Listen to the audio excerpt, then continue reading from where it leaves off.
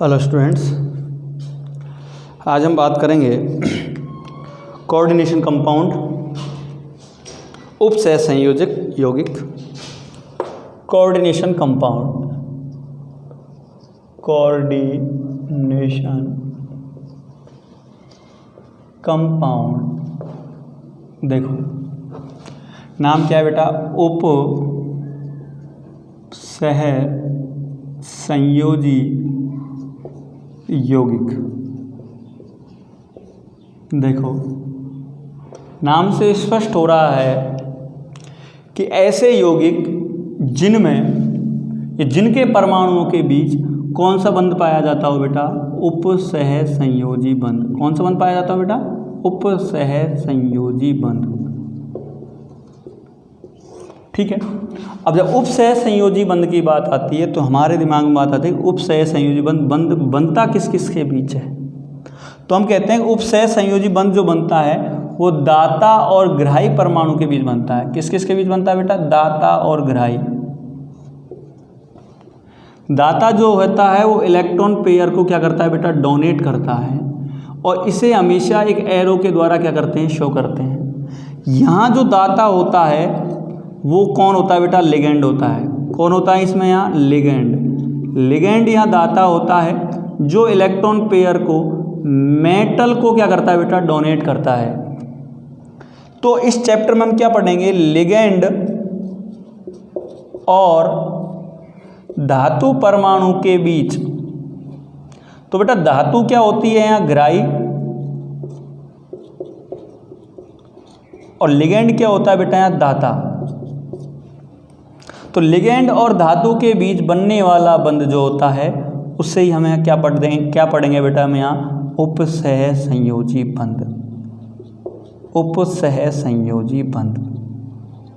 इसका मतलब आपको समझ आ रहा होगा कि लिगेंड एक क्या है बेटा, यहाँ इलेक्ट्रॉन रिच स्पीसीज है, इलेक्ट्रॉन धनी स्पीसीज है, जो मेटल के जो वैकेंट ऑर्बिटल है उसको इलेक्ट्रॉन क्या करता है बेटा, डोनेट करता है।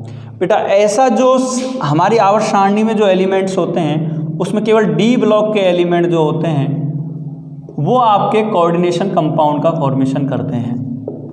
तो कई बार कई बच्चों के दिमाग में बात आ रही होगी कि ऐसे कौन से एलिमेंट हैं जो केवल कोऑर्डिनेशन कंपाउंड का फॉर्मेशन करते हैं। तो हम बता दें आपको कि वो केवल डी ब्लॉक के एलिमेंट्स हैं जो वर्ग 3 से 12 के तत्व होते हैं, वो ही उपसह संयोजी यौगिक का निर्माण करते हैं। कौन करते हैं, कौन करते हैं, जिनका डी ऑर्बिटल क्या होता है बेटा, वैकेंट होता है। जिनका डी ऑर्बिटल क्या होता है बेटा, वैकेंट होता है। तभी तो इलेक्ट्रॉन जो लिगेंड देगा बेटा उसको क्या करेगा बेटा, ये एक्सेप्ट करेगा। ठीक है। तो आज हम जो बात करेंगे वो बात किसकी करेंगे बेटा, उपसह संयोजी यौगिक की बात करेंगे। ठीक है।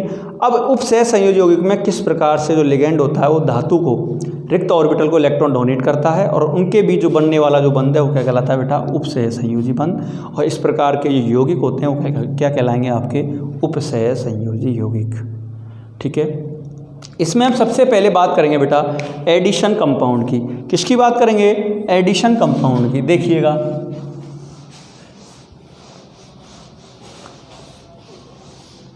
ये तो एक मैंने आपको इंट्रोडक्शन बताया है।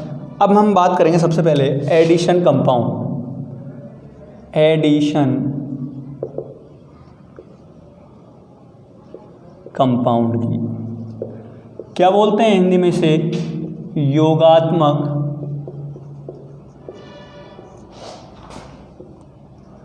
यौगिक। देखो योगात्मक यौगिक से क्या तात्पर्य है, एडिशन कंपाउंड से क्या तात्पर्य है। इसमें क्या होता है कि इसमें दो या दो से अधिक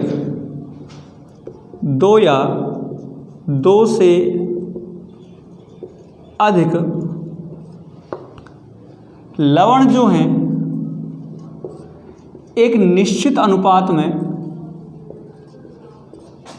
एक निश्चित अनुपात बोल दो, निश्चित मात्रा बोल दो ना बेटा, एक ही बात है कि जब दो या दो से अधिक लवणों को एक निश्चित मात्रा में जल में घोला जाता है, जल में घोला जाता है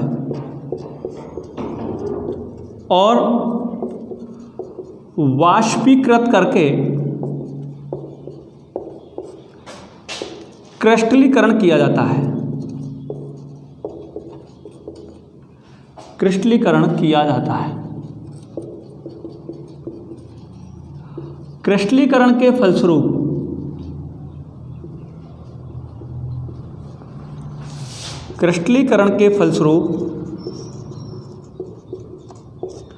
जो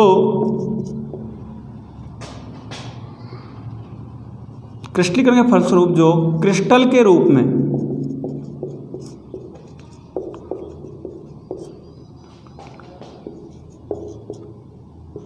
यौगिक का निर्माण होता है,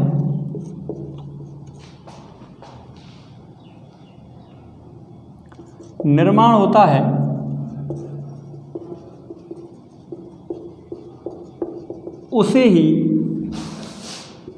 योगात्मक यौगिक कहते हैं।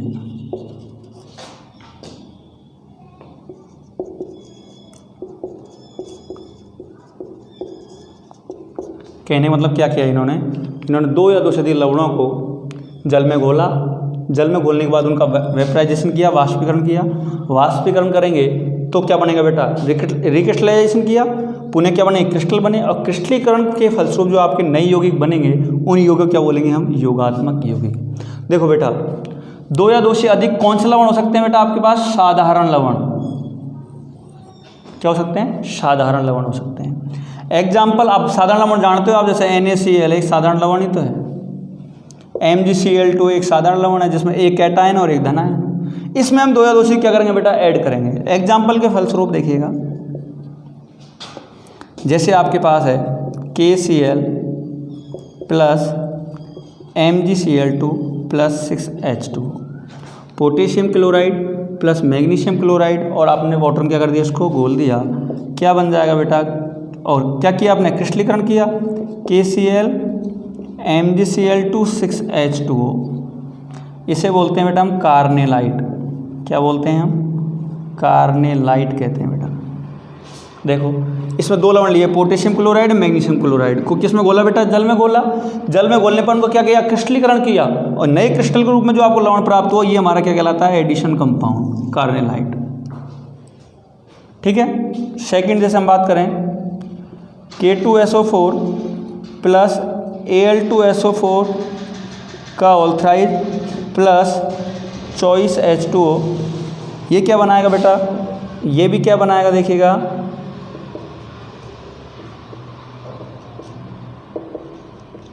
Addition compound. इसको क्या बोलते हैं बेटा, फिटकरी, या क्या बोलेंगे, पोटाश एलम। क्या बोलेंगे बेटा इसको हम, पोटाश एलम, इसको बोलेंगे हम फिटकरी। हो गए ना बेटा, 2 या 2 से अधिक लवण हो गए, एक निश्चित अनुपात में लिया है हमने। और देखिएगा जैसे आपका है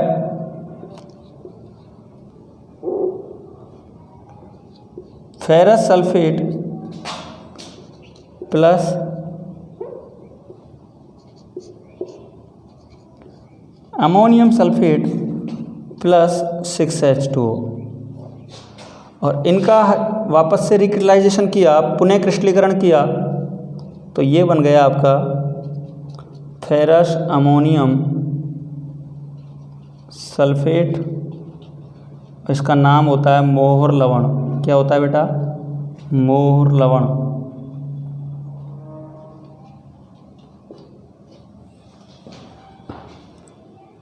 ठीक है, कार्नेलाइट हो गया, पोटाश एलम हो गया, मोहर लवण हो गया।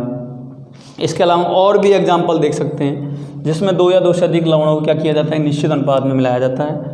जैसे KCN प्लस FeCN2 फेरासाइनाइड, और क्या बना बेटा हमारे पास, K4 FeCN6, कितने के लिए बेटा आपने, 4।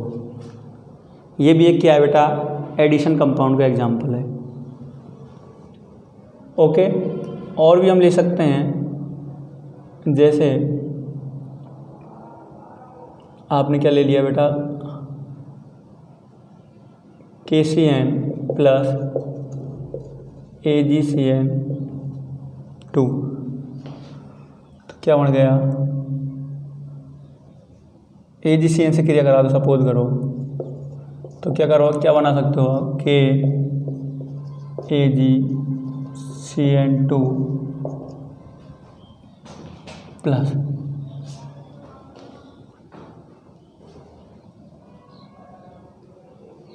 ठीक है। तो ये भी आपके क्या बन गए बेटा, यहाँ क्या बन गए आपके, यहाँ एडिशन कंपाउंड बन गए। क्या बन गए बेटा, यहाँ एडिशन कंपाउंड बन गए, है ना। इसको बोलते हैं पोटेशियम फेरोसाइनाइड, इसको बोलेंगे पोटेशियम सिल्वर साइनाइड, ठीक है, या अर्जेंटोसाइनाइड, ठीक है।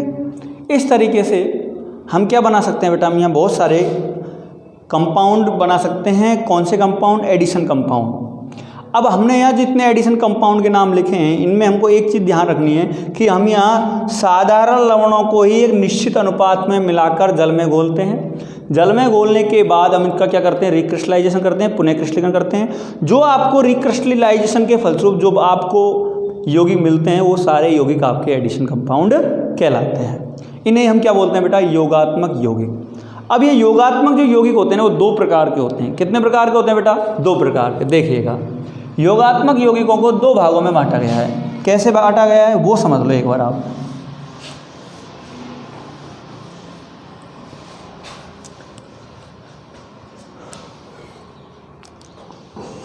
देखिए, एडिशन जो कंपाउंड है, इनको दो भागों में बांटा गया है। एक तो बांटा गया है बाइनरी साल्ट, और एक बांटा गया है बेटा आपके पास कॉम्प्लेक्स साल्ट।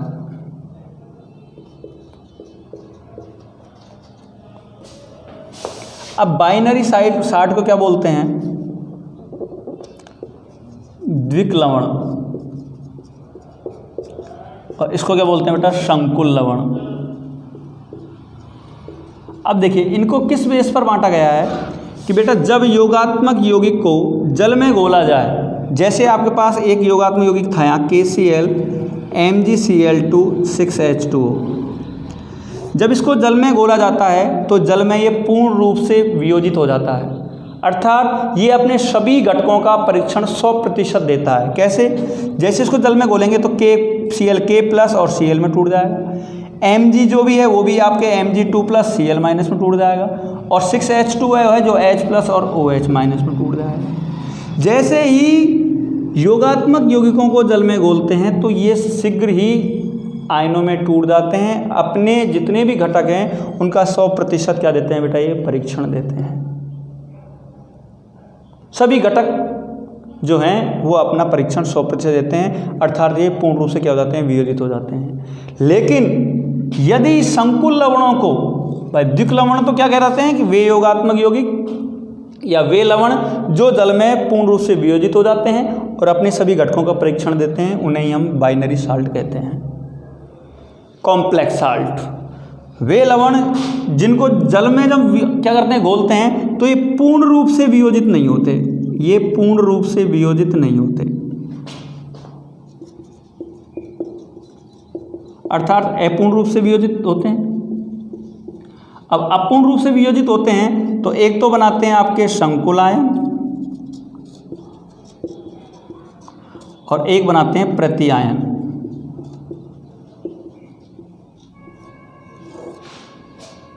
ये 100% अपने घटकों का परीक्षण नहीं देते। इसमें कौन कौन से आयन मौजूद हैं, ये 100% आयनों का परीक्षण नहीं देते। भाई इनके अंदर तो 100% आयन टेस्ट होता है कि जितने आयन हो आपको सब प्राप्त हो जाएंगे, लेकिन ये कंप्लीटली जब डिसोशिएट नहीं हो रहे तो 100% आयनों का परीक्षण नहीं देंगे। कैसे नहीं देंगे, जैसे मैंने अभी आपको बताया था K4FeCN6,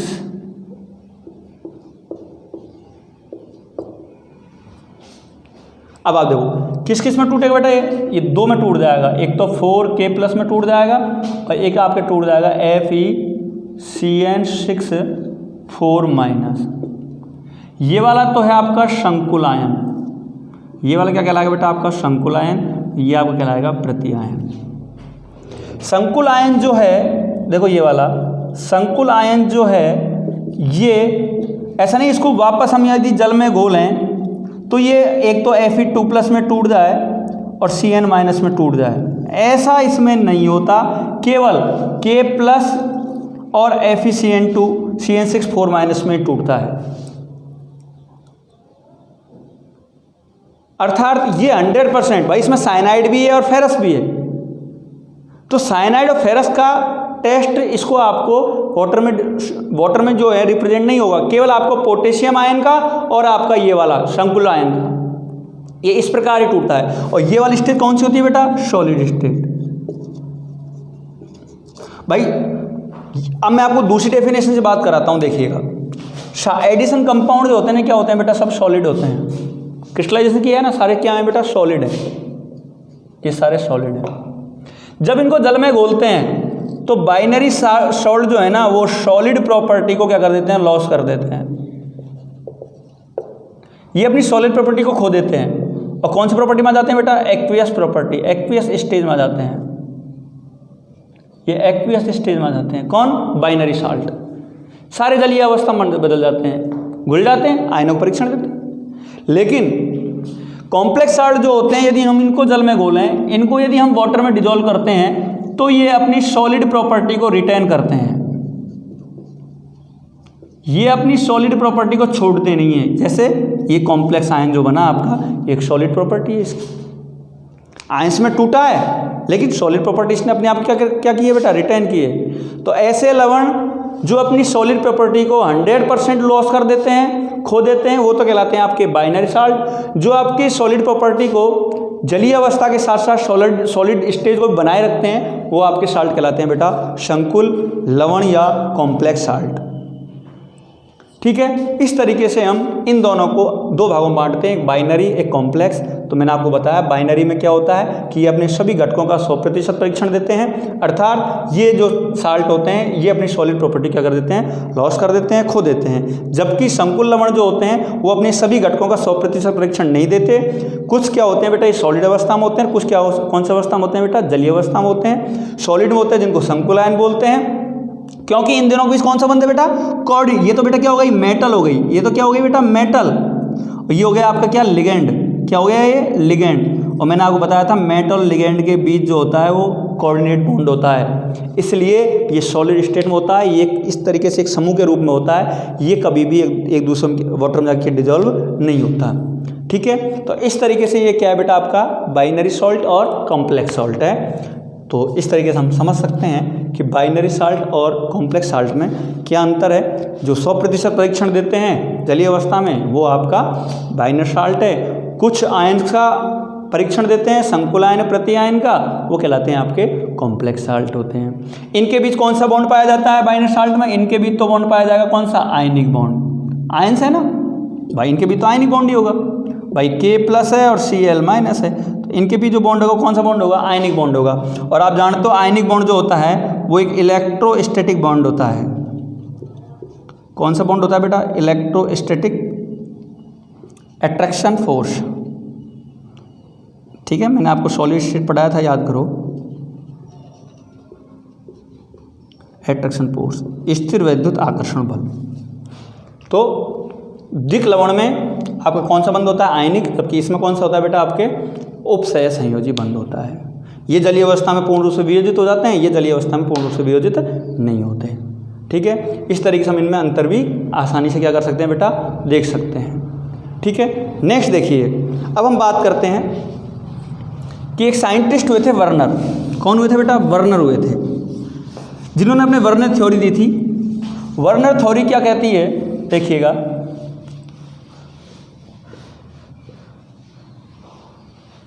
वर्नर थ्योरी ने क्या किया, क्या वर्नर साइंटिस्ट है, उन्होंने अपनी थ्योरी में क्या दिया बेटा कि वर्नर ने कहा था किसी भी आयंस के लिए या किसी भी कंपाउंड के लिए दो प्रकार की संयोजकता होती है। एक प्राइमरी वैलेंसी, एक होती है बेटा सेकेंडरी वैलेंसी। एक तो हम बोलेंगे प्राथमिक संयोजकता, एक बोलेंगे हम द्वितीयक संयोजकता।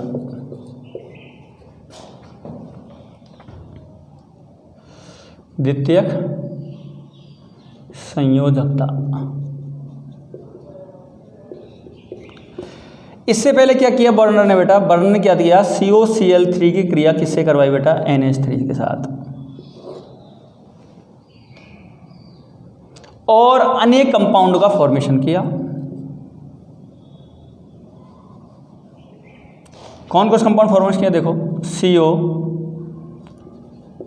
NH3,6Cl3, और क्या कौन कौन से किया, CO NH3,5Cl2, CO NH3,4Cl2Cl, इतने सारे इन्होंने कंपाउंड का फॉर्मेशन किया। ये सारे कंपाउंड कौन से हैं बेटा, ये सारे कंपाउंड ही आपके क्या है बेटा, कोऑर्डिनेशन कंपाउंड। तो सबसे पहले वर्नर ने ही कोऑर्डिनेशन कंपाउंड का फॉर्मेशन किया, उपसह संयोजी यौगिक का निर्माण किया। किस किस के फलस्वरूप, कोबाल्ट क्लोराइड और अमोनिया के फलस्वरूप। इसने COCl3+6NH3 से ये किया, फिर 5NH3 के साथ, फिर आपके किसके साथ किया देखो, फिर 5NH3 लिया बेटा, और फिर आपने इसने किसको लिया बेटा, 4NH3 को लिया। इनसे मिला के इतने सारे क्या बना लिए बेटा, इन्होंने कंपाउंड बना लिए।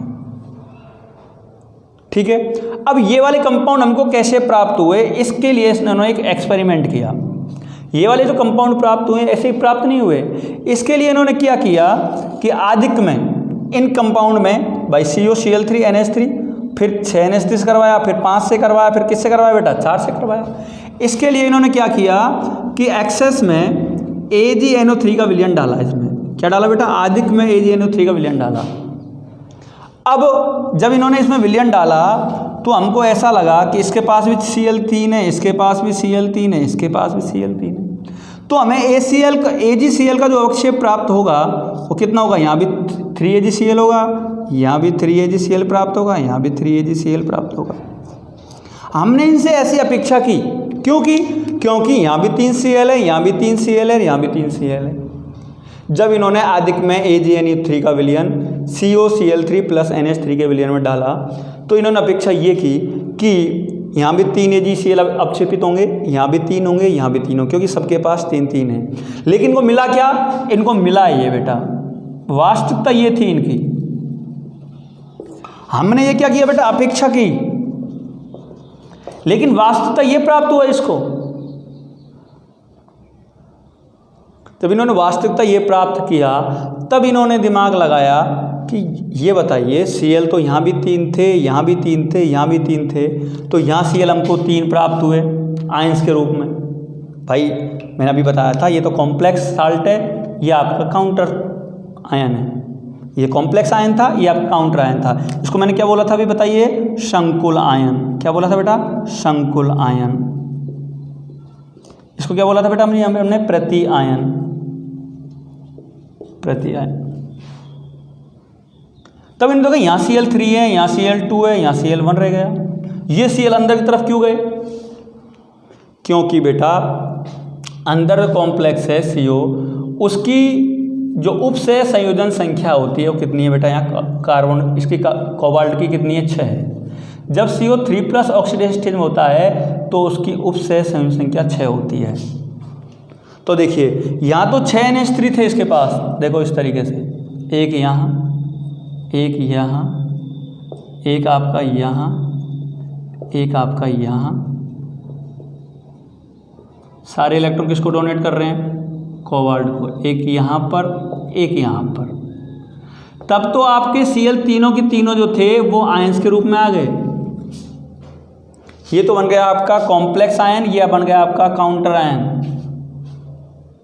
और पूरा क्या बन गया आपका कोऑर्डिनेशन कंपाउंड। अभी मैं बताऊं क्या है सबका सिस्टम क्या है इसमें। लेकिन जैसे नीचे आए तो बेटा इसके पास तो 6 सही है, तो एक Cl ने इसको यहाँ लगा दिया, फिर यहाँ Cl कितने रह गए बताइए बेटा, 2 रह गए। अब यहाँ Cl इसको क्या बना रहा है, बॉन्ड बना रहा है, और जिसने मेटल के साथ और लिगेंड और मेटल की बॉन्डिंग हो गई वो कभी भी आयंस के रूप में आपको जलीय अवस्था में प्राप्त नहीं होगा। अभी बात की थी हमने, अभी कॉम्प्लेक्स साल्ट में क्या बात की थी, भाई जिसने उपसह संयोजी बंध मेटल के साथ बना लिया वो कभी भी 100% आयंस का टेस्ट नहीं देता कि भाई एक Cl, यहाँ 5 NH3 रह गए थे ना यहाँ पर, तो एक Cl को यहाँ कोबाल्ट के साथ बॉन्ड बनाना पड़ा। ये कौन सी स्टेज में आ गया बेटा? सॉलिड स्टेट में आ गया। हमको यहाँ 2 Cl प्राप्त हुए। यहाँ NH3 कितने थे बेटा? 4, तो यहाँ 2 Cl, यहाँ 2 लगा दो आप Cl, तो यहाँ कितने रह जाएंगे बेटा? 1 Cl। इस तरीके से फिर वर्णन ने पता किया कोऑर्डिनेशन जो कंपाउंड होता है उसमें 2 प्रकार के स्फीयर होते हैं। एक तो होता है कोऑर्डिनेशन स्फीयर, एक होता है बेटा आयन स्फीयर। तो कोई भी कोऑर्डिनेशन कंपाउंड उठा के देख लो आप, जैसे कि वर्णन ने बताया था कि हमको जो रेशियो प्राप्त हुआ कि यहाँ 3 Cl प्राप्त हुए, यहाँ 2 Cl प्राप्त हुए, यहाँ 1 Cl प्राप्त हुआ। कारण क्या है? मेटल और लिगेंड के बीच, मेटल और लिगेंड के बीच ये हो गया आपका आयन। ठीक है, जैसे मैं ये लिखूँ CO NH3 और ये हो गया Cl3। इसको तो बोलते हैं बेटा हम क्या? Ion sphere. जो बड़े कोष्टक के बाहर होता है उसको तो हम आयन स्फीयर बोलते हैं, आयन समन्वय बोलते हैं। और जो बड़े कोष्टक के अंदर होते हैं इसको बोलते हैं हम कोऑर्डिनेशन स्फीयर। कोऑर्डिनेशन को बोलते हैं उपसह संयोजन समन्वय या मंडल, है ना? उपसह संयोजन समन्वय, कोऑर्डिनेशन स्फीयर। अब कोऑर्डिनेशन का कौन होता है? मेटल और लिगेंड। ये मेटल है, ये लिगेंड है, ये इसकी क्या है? ये आपकी है कोऑर्डिनेशन नंबर, उपसह संयोजन संख्या। M कौन है? कोबाल्ट, तो ये तो हो गई आपकी धातु। कोबाल्ट क्या है बेटा? धातु। NH3 क्या है? उदासीन लिगेंड है। कैसा लिगेंड है? उदासीन। अभी बताऊंगा मैं सब कुछ। ये उदासीन लिगेंड है। और X क्या है बेटा? इसकी लिगेंडों की संख्या, उपसह संयोजन संख्या। ये तो हो गई आपकी कोऑर्डिनेशन स्फीयर की बात। अब आयन स्फीयर कितने होते हैं? अब आयन स्फीयर बड़े कोष्ठक के बाद भी आ सकते हैं, बड़े कोष्ठक से पहले भी आ सकते हैं। कैसे? जैसे ये देखिए K4 FeCN6 ये मेटल, ये लिगेंड। आपसे कोऑर्डिनेशन कितनी है? 6। ये आपके हो गए कोऑर्डिनेशन नंबर।